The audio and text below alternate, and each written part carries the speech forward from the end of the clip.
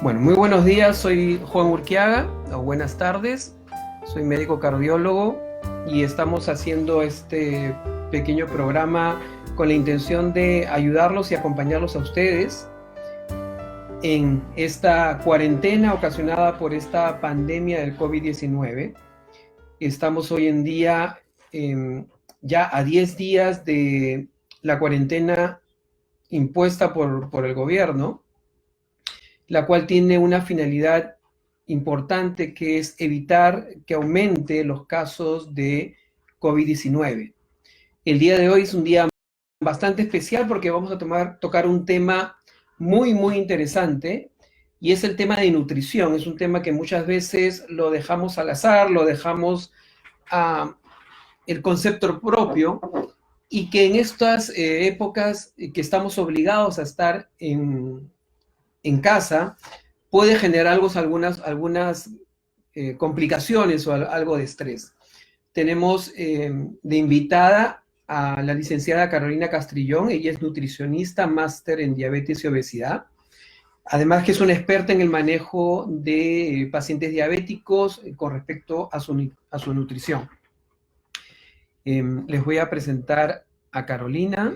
Hola Carolina, ¿cómo estás? Hola doctor, ¿cómo está? Buenas tardes, gracias por la invitación. Muy bien, Carolina. Entonces, antes de comenzar básicamente con las preguntas que en el Facebook nos van a comenzar a hacer, y algunas que tenemos nosotros, comentarles que los casos de coronavirus en nuestro país siguen incrementándose. Aparentemente no se está incrementando como las proyecciones de que inicialmente se tenían, y esto es obviamente como respuesta a las buenas acciones que se han tomado por parte del gobierno, que es casi paralizar el país y cerrar el país, lo cual parece que está dando resultados. Definitivamente hay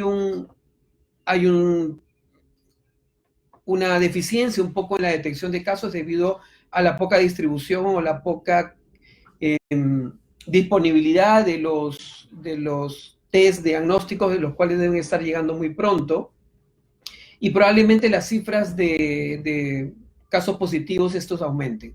Actualmente, para hoy día, existen 480 casos confirmados, 38 pacientes están hospitalizados, 18 de estos pacientes están requiriendo soporte de unidad de cuidados intensivos, y 12 pacientes ya se encuentran en ventilación mecánica. Lamentablemente, uno de estos pacientes es un profesional de la salud, y ya hace pocos días tuvimos la muerte de también otra profesional de la salud, lo cual hace ver que el personal de salud es uno de los personales más expuestos para esta enfermedad. Por eso tenemos que evitar que esta se expanda más. El dato más terrible, que no depende del virus, no depende de la virulencia del COVID, es el que depende de la irresponsabilidad de todos nosotros. Por desgracia, solamente en 24 horas han habido 2.427 detenidos por violar el toque de queda. Y eso es un tema netamente de educación, de responsabilidad y de falta de amor a nuestro prójimo. Desde que se instauró el toque de queda, es imposible que tengamos hoy en día 18.476 personas que fueron detenidas por esto. No podemos consumir el recurso de los policías, de los navales, de los marinos, en general de las fuerzas del orden, para estar cuidando como niños a las personas que simplemente no son responsables y no quieren cumplir. Así que es parte de nosotros hacer vigilancia ciudadana, ayudar a las fuerzas del orden para denunciar a las personas que no están cumpliendo, porque es importantísimo que no dejemos entrar ni salir el virus. Por último, antes de pasar a Carolina, que quería mostrarles una data que me la pasó un amigo tecnólogo en una reunión que tuvimos, y que es una página que nos muestra el estatus actual de la infección del COVID. Y acá ustedes pueden ver que existen 460.250 pacientes infectados, de los cuales se han producido 20.857 muertes, y esto es literalmente catastrófico.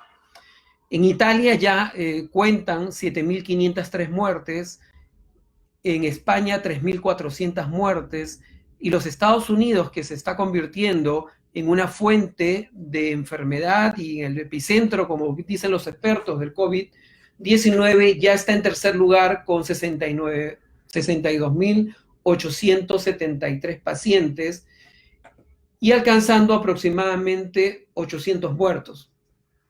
Es una pena que países como Italia, como España, registren. Italia llegó a registrar, si mal no recuerdo, ayer cerca de 1.000 pacientes muertos al día. Tenía una curva increciente de 600, 700 y hoy día llegaron, o ayer llegaron a casi 1.000 pacientes muertos. Es decir, 1.000 personas muriendo porque simplemente no cumplieron lo que nosotros estamos tratando de cumplir, que es quedarse en casa. Después de estas pequeñas reflexiones, quiero pasar ya con Carolina. Como le decía, Carolina es nutricionista, máster en nutrición, y que de hecho nos va a poder responder una serie de preguntas que nos van a ayudar un poquito a lo que viene a ser el manejo, cómo debemos manejar durante esta pandemia, durante esta, no reclusión, sino durante esta cuarentena, y ayudarnos un poquito, que también nos va a ayudar, obviamente, en la vida diaria. Primero, Carolina, no sé si quieres decir algo sobre, básicamente, la infección, sobre el COVID, si quieres compartir alguna reflexión con nosotros. Bueno, creo que lo primero es que está funcionando que nos quedemos en casa. Va a ayudar mucho a que las cifras no se eleven alarmantemente como estamos viendo en otros países vecinos. Y importante lavarse las manos después de regresar de hacer las compras, ¿no? Que ahora va a ser importante lo que vamos a hablar, entonces que quede ese mensaje que al regreso de hacer las compras, lavarse las manos, desinfectarse, quitarse los zapatos al ingresar a la casa para evitar el contagio, ¿no? Muy bien. Y yo tengo algunas preguntas que venía guardando y vamos comentando, y si nos puedes ayudar, como que mientras que los amigos de Facebook que están conectando a la transmisión se animan a preguntar, y de hecho tratar de hacer algunas preguntas de los que no se van a poder conectar, pero la suerte de estas plataformas es que nos permiten, el video se queda grabado, y les pido a todos los que están conectados que compartan este video, porque de hecho algunos buenos consejos de salud pueden recibir. Carolina, yo quisiera preguntarte, y es una pregunta que muchos pacientes, yo he puesto, estamos una serie de colegas tratando de responder algunas preguntas online de los pacientes que no pueden acudir a los centros hospitalarios, y me hacen mucho esa pregunta, ¿no? ¿Qué tan cierto es que algunos nutrientes, como las vitaminas, por ejemplo, y se habla de la vitamina E, la vitamina C, del zinc, del magnesio, incluso existen productos muy famosos y conocidos con respecto, pueden evitar o pueden reducir la posibilidad de un contagio del COVID-19? ¿Qué nos puedes decir en relación a estos nutrientes? Bueno, esos nutrientes son muy importantes para mantener el correcto funcionamiento del sistema inmunológico, pero no existe un alimento mágico, ni un producto mágico, ni una vitamina, ni un suplemento nutricional que sea el que nos va a ayudar por sí solo a prevenir el contagio. Lo que nosotros tenemos que hacer es reforzar el sistema inmunológico, mejor dicho, hacerlo funcionar de manera adecuada con justamente los nutrientes que usted ha comentado, ¿no? Y lo importante es en la dieta del peruano tratar de comer, encontramos usualmente en las verduras y las frutas de color naranja, o también el huevo, en hojas de color verde, la vitamina B, que está en casi todos los alimentos de origen animal, en las menestras, en algunos frutos secos como las almendras o las pecanas, la vitamina C también, la vitamina E, el ácido fólico que está en las hojas verdes, el zinc, que ayuda mucho con el funcionamiento del sistema inmunológico, al igual con el magnesio, que ayuda mucho también para la contractura muscular, sobre todo ahora en estos tiempos de angustia, de no saber qué va a pasar, nos va a ayudar un poco a relajarnos, y esto está sobre todo en el pescado, en la yema de los huevos, en los productos de origen animal. Si bien es cierto, ahorita no podemos captar mucho la vitamina D porque no tenemos mucho acceso al sol, lo que podemos hacer es, en algunos alimentos sí encontramos esta vitamina D, como por ejemplo en los pescados grasos o en algunos lácteos, e incluso en los champiñones también. Y no es necesario usar un suplemento, o sea, no es necesario comprar una vitamina envasada ahora están en cualquier sitio, encontramos estos multivitamínicos. ¿Por qué? Porque las dosis que requerimos es muy pequeña. Por ejemplo, en cuanto a la vitamina C, que está asociada al resfrío, pero no es que no nos vamos a resfriar o no es que no nos vamos a enfermar, sino que van a ayudar a disminuir los síntomas. Esto lo que va a hacer es, lo encontramos en las frutas naranjas. Una naranja tiene 80 miligramos de vitamina C y los requerimientos de vitamina C están entre 40 y 120. Una taza de fresas tiene 130, entonces no es necesario gastar el dinero que de repente a algunos ahorita les está costando un poquito mantener la situación en multivitamínicos, sino con la variedad de frutas y verduras que tenemos, lo podemos usar sin ningún problema. Entonces, como ya nos has dicho, esos serían los principales fuentes de esos nutrientes. Y una de las preguntas que nos hacían ¿es necesario ir corriendo a la farmacia a pedir estas sustancias en base de magnesio o vitamina C para tratar de evitar el COVID? ¿Tú lo consideras que no? No, yo considero que no, con la alimentación variada y balanceada, y somos un país privilegiado donde tenemos tanta variedad de frutas y verduras de estación, yo no veo necesario comprar alimentos o suplementos nutricionales, ¿no? Porque, por ejemplo, ¿no? Es mejor alimentarnos comiendo un poco más de algún alimento tipo de pollo, de pescado, que comprar un suplemento. Un suplemento, el más barato, una vitamina C, la más barata, cuesta 10 soles. Un kilo de pollo ahorita estará entre 8 y 10 soles, entonces el pollo me va a aportar proteínas, vitaminas, minerales, que es más de lo que me podría aportar simplemente una pastillita, ¿no? Perfecto. Y también en algunas publicaciones y algunas publicidades por las redes vemos que se venden algunos llamados inmunomoduladores, inmunopotenciadores, que incluso tienen aprobación de la FDA, pero como suplementos dietéticos, y también como aprobación de Digemit, como suplementos dietéticos, pero se venden como con los potenciadores de la inmunología, y que hacer suplementos dietéticos, no vamos a decir ningún nombre, pero ¿podrían ser útiles en este tipo de infecciones? Bueno, según la evidencia que yo he encontrado, es que no van para el tema de COVID-19, no hay ningún suplemento ahorita que vaya a funcionar, o todavía no está estudiado a profundidad. Entonces, yo no veo necesario comprar ningún suplemento que va a ayudar a mejorar el sistema inmunológico más que con frutas y verduras. Acá nos hacen una pregunta, Stephanie, nos dice: buenas tardes, tengo mucha ansiedad y he notado que se me cae mucho el cabello. ¿Qué alimentos me recomendaría? Bueno, primero, sí, la edad de la persona, ¿no? Porque si es una mujer que está en etapa de menstruación, hay que ver si hay deficiencia de algún micronutriente o hay alguna enfermedad metabólica relacionada. Entonces puede primero ver por qué está pasando la caída de cabello, asociarla de repente a algún diagnóstico. Pero en principio podría decir de que los alimentos, por ejemplo, ricos en vitaminas, en el complejo B, sobre todo pollo, verduras, tipo hojas verdes, acelga, espinaca, van a ayudar mucho, pero habría que ver el diagnóstico de por qué se le está cayendo el cabello, o también si es por deficiencia de nutriente, y eso hay que verlo a través de alguna prueba de laboratorio. Ok.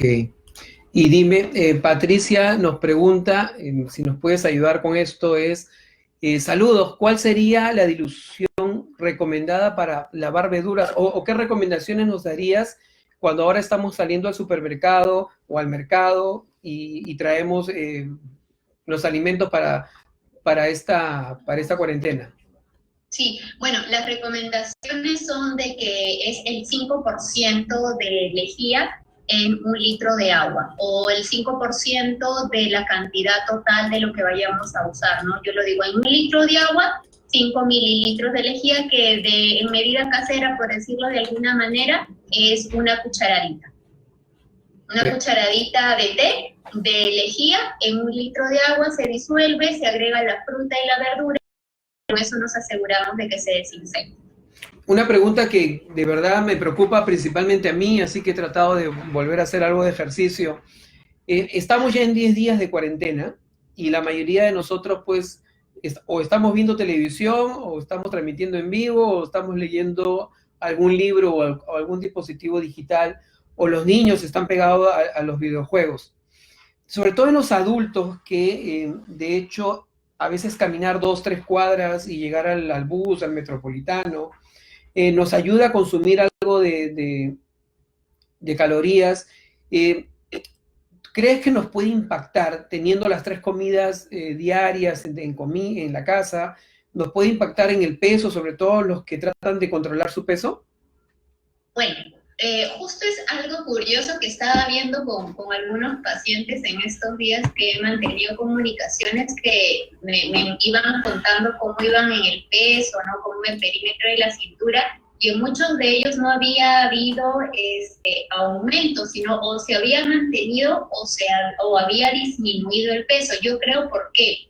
Porque no estamos comiendo en la calle. Estamos comiendo más de casa, estamos comiendo de alguna manera más sano, más frutas y verduras, y no estamos picoteando.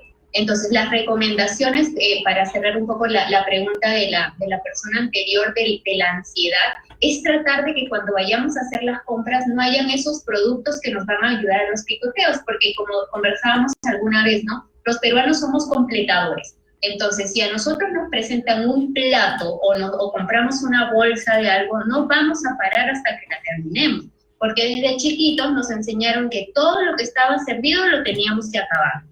Entonces, como regla o como recomendación, yo daría tratar en la medida de lo posible de no comprar de más, ir con una lista al supermercado. Y otra cosa que me pareció interesante en todos estos videos que ahora están circulando en redes sociales,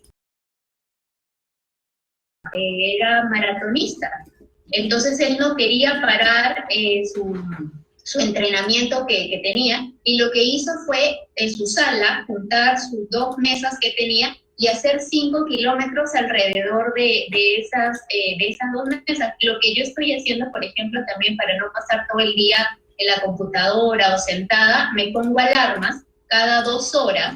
Y con el celular cuenta pasos, o con los podómetros, lo que tenemos, el contador de pasos, es tratar de llegar a 250 pasos cada hora. Con 250 pasos cada hora vamos a llegar alrededor de 2.500 pasos en unas 10 o 12 horas. ¿Cuánto es eso? 1 kilómetro son 800 pasos aproximadamente. Entonces, con eso nos estamos asegurando de tener algo de actividad física, ¿no? Otras cosas de las que podemos hacer es, por ejemplo, que después de comer, de tomar los alimentos, es ofrecerse lavar los platos o barrer la cocina, no ir a sentarse luego de comer, y tratar de alguna manera de mantener los horarios que teníamos cuando estábamos yendo a nuestro trabajo, ¿no? Levantarnos a la misma hora, comer a la hora de que estábamos acostumbrados a comer, e irnos a dormir a la misma hora, para que justamente el ritmo del cuerpo no cambie y pueda seguir trabajando de la misma manera.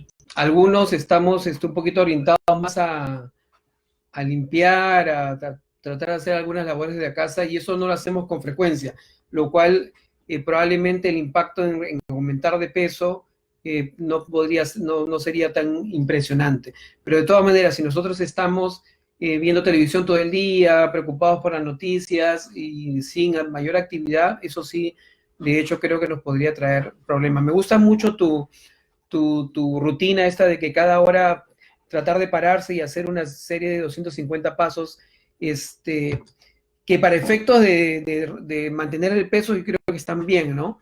Sin embargo, también para eventos cardiovasculares, en el caso de lo que me compete, tratar de llegar por lo menos a los 10.000 pasos, lo cual dentro de casa es complicado, pero hay que tratar de hacerlo porque no solamente vamos a cuidarnos del COVID, sino también de otras enfermedades.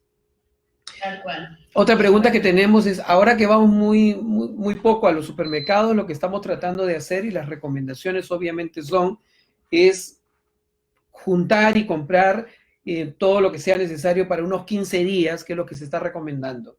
Pero dentro de estos 15 días, de hecho, a los que nos gustan las golosinas, poner galletas, poner algún dulce es casi vital. ¿Qué tanto recomendaría eso? Tú hablabas de estos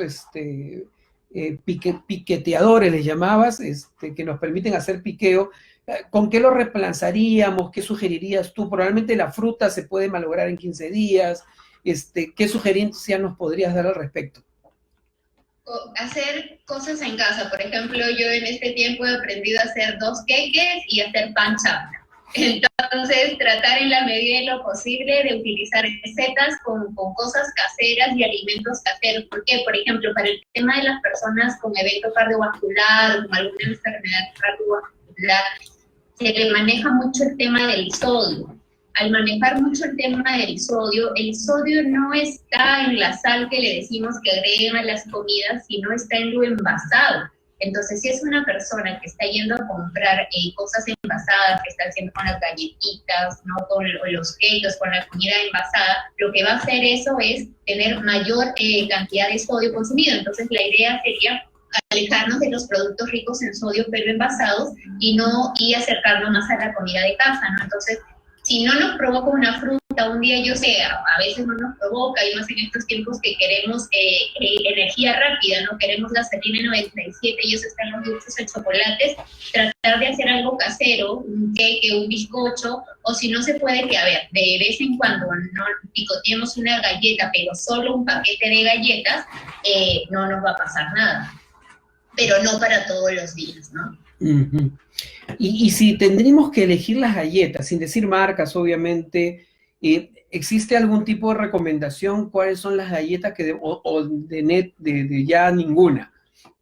No, o sea, mientras que yo diría que con las que de repente tendríamos que limitarnos serían con esas galletas que tienen dulce adentro o las que tienen bañadas de chocolate. No son las más ricas. Porque tienen más azúcar simple. Pero, por ejemplo, yo me puedo, compro un paquete de galletas, lo comparto uno para cada integrante de la familia y lo completo con una proteína. La proteína nos da saciedad. ¿Qué es proteína? Todo lo que encontramos en los animalitos y en los derivados, como yo le digo. Entonces, en la medida de lo posible, ya me como una galleta, pero lo acompaño de un huevo o la acompaño de un pedazo de queso o un pedazo de pollo, un pedazo de carne. Entonces, la proteína va a ayudar a que yo me sacie. Y también porque el carbohidrato, como yo le digo a las personas, es como decir la gasolina 97, es lo que no necesita nada para llegar al cerebro. Uh-huh. Entonces, como no necesita nada y nosotros estamos sentados todo el día, lo que va a hacer es almacenarlo. Pero si yo le doy proteína, que voy a masticar un poquito más, eso va a evitar a que no coma tan compulsivamente y a llenarme un poquito. Uh-huh.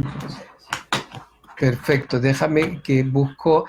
Hoy día no tenemos a Cristina, nuestra asistente y colaboradora, porque está un poquito delicada de salud, no es COVID felizmente. Le mandamos acá vibras de pronta recuperación, así que estoy jugando entre las pantallas, disculpen si es que se ven algunos saltos de mi pantalla. Si tenemos un paciente, entrando un poco a lo que tú manejas muy bien en tu práctica diaria, tú trabajas en un equipo muy importante de pacientes diabéticos, tanto diabéticos tipo 1 como 2, en el manejo nutricional de ellos. Si tenemos un paciente diabético, y ya lo comentaste, también un paciente hipertenso en casa, ¿qué sugieres? ¿Que se cocine diferente para ellos? ¿O que todos en casa, que no son diabéticos hipertensos, coman bajo en sal, bajo en azúcar? ¿Cómo manejas esta dieta en conjunto en la familia cuando tenemos un paciente con alguna patología como estas? Lo que pasa es que las patologías como pacientes con diabetes o pacientes con hipertensión son condiciones. Si bien son enfermedades crónicas, son su tercer apellido, como yo le digo, no es el primer apellido. Entonces, como no es el primer apellido, todos tenemos que comer igual. Sí necesitamos hacer algunas situaciones, por ejemplo, yo digo, no hay alimento prohibido, sino mal combinado, mal utilizado. Y yo creo que el punto importante para las personas con diabetes es utilizar a los carbohidratos en su forma natural.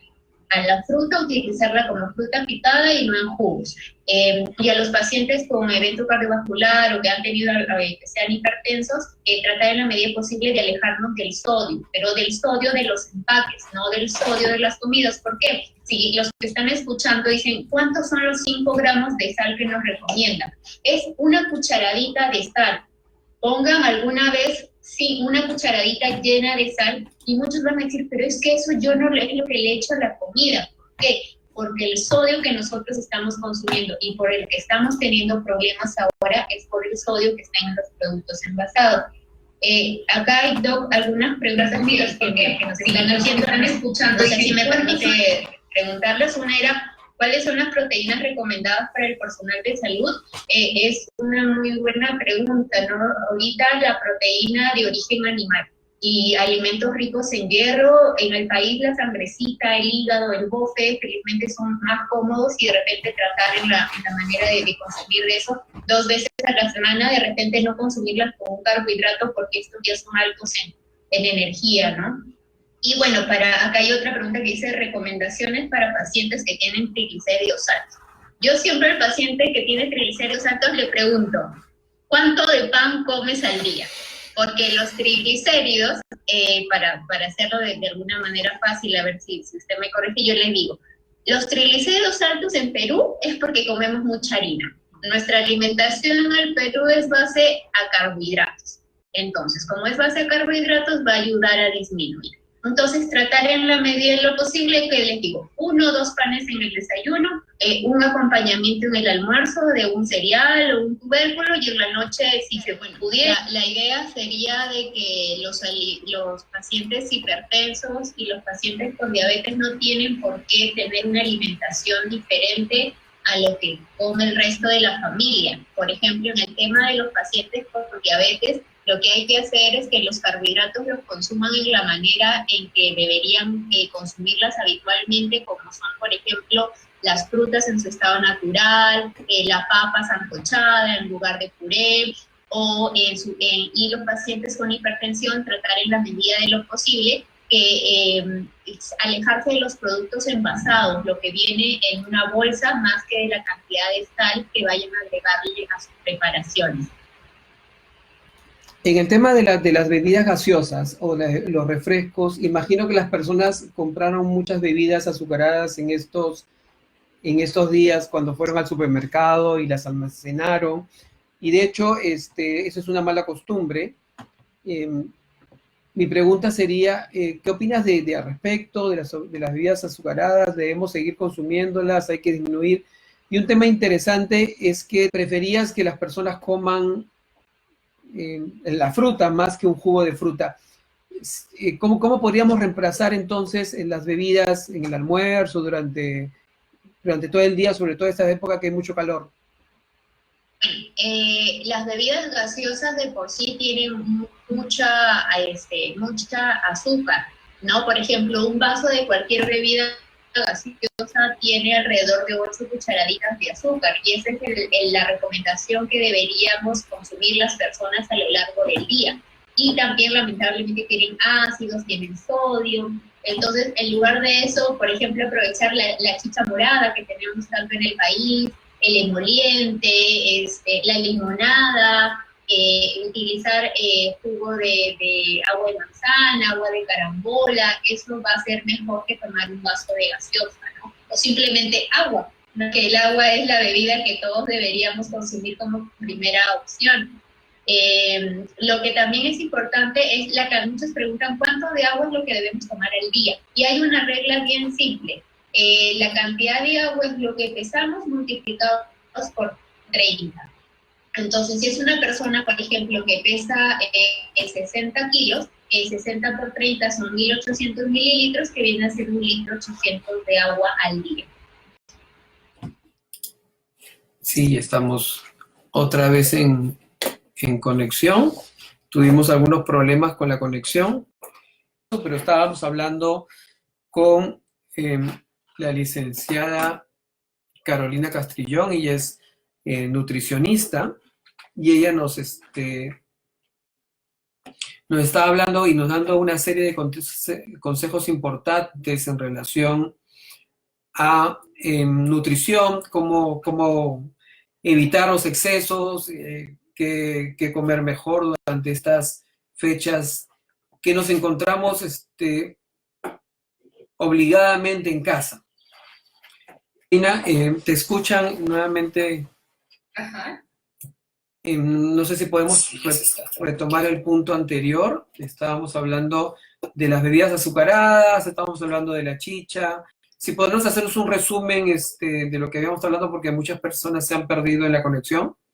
Ok, bueno, lo que les decía es de que las bebidas azucaradas o las que están envasadas no son muy recomendables por la cantidad de azúcar que tienen. Por ejemplo, un vaso de gaseosa o de cualquier bebida azucarada tiene 8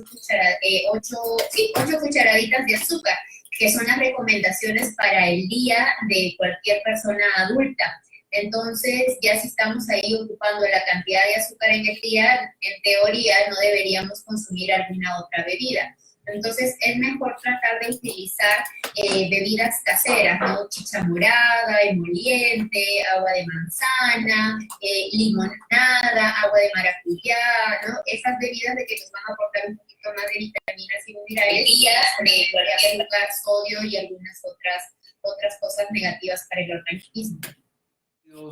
Y te había preguntado, perdón, sobre el uso de suplementos de azúcar, ¿no? Como stevia, edulcorantes y demás. ¿Qué nos puedes decir al respecto? Para las personas que tienen diabetes podríamos manejar o identificar a los dos tipos de diabetes, de los más conocidos, la diabetes tipo 1 y la diabetes tipo 2.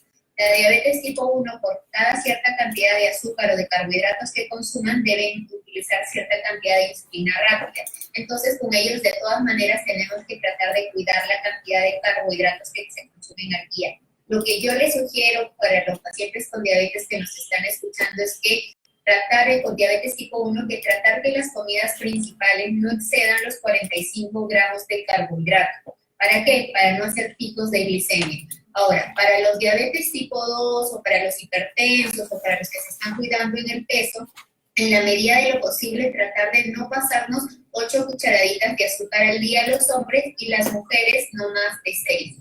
En los hipertensos también tratar de cuidarnos de la sal, pero no la sal que le agregamos a las comidas, porque hablamos mucho de los famosos 5 gramos de sal, ¿no? De que no debemos darle más de 5 gramos de sal al día a una persona, pero 5 gramos de sal es sal contenida en una cucharadita.